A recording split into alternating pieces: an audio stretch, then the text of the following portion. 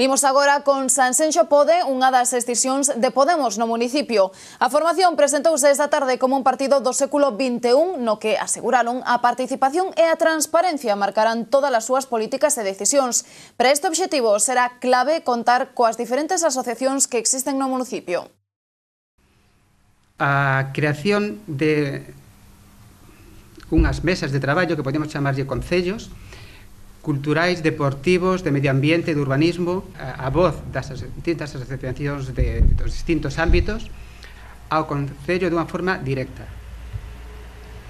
E un segundo titular, unha segunda proposta que creemos tamén sería moi innovadora é a de invitar aos representantes das distintas asociacións a formar parte non só das mesas de traballo aquí en Sanxenxo Pode, non só apoiar a Sanxenxo Pode, sino que poderían incluirse nas listas electorais de Sanxenxo Pode. Un representante...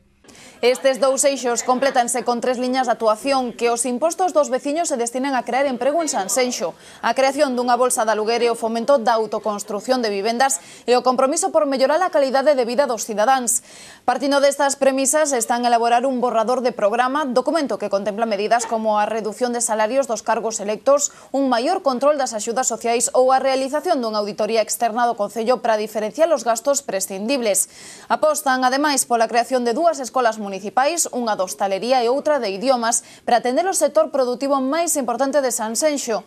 Actualmente están a traballar na composición da candidatura que agardan ter rematada a finais deste mes.